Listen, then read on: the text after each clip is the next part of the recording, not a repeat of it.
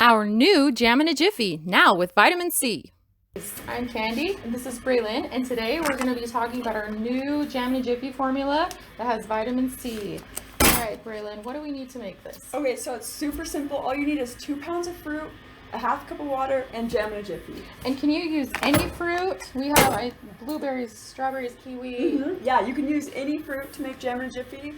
Yum. It has to be like a type of berry. So like pineapple would work, blueberry, strawberry, raspberry, blackberry. This pineapple one is so good, right? Pineapple makes The it kiwi so one was also really popular. Yes. Yum. So yummy.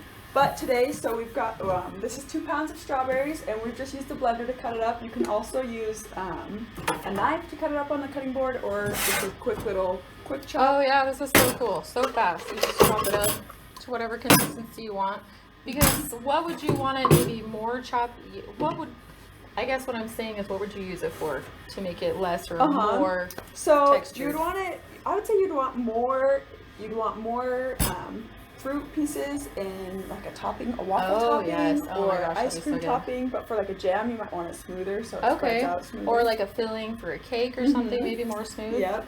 And same thing with the water. Would you maybe add different amounts depending on what you're using it for? Yeah. So depending on the type of fruit you use, you're going to use different amounts of water. Well, it depends on just how thick or thin you like it. For me, if I'm doing jam, then I don't want it as thick, so I normally don't add the water.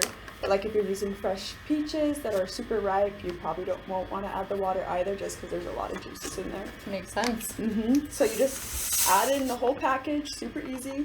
So you already have the water in there. And you have the cut up washed fruit, and that's it. You just pour it in the whole bag. Yep, pour it in, and then you stir it up and let it sit for a minute. And this is so low sugar. It only has, what, 5 grams of sugar.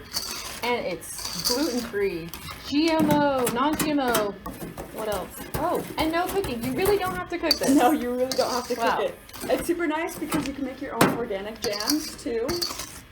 So I've just got it stirred up here. I don't know if you can see that, but organic is so expensive to buy. This would just really cut down on the cost. No, really, yeah.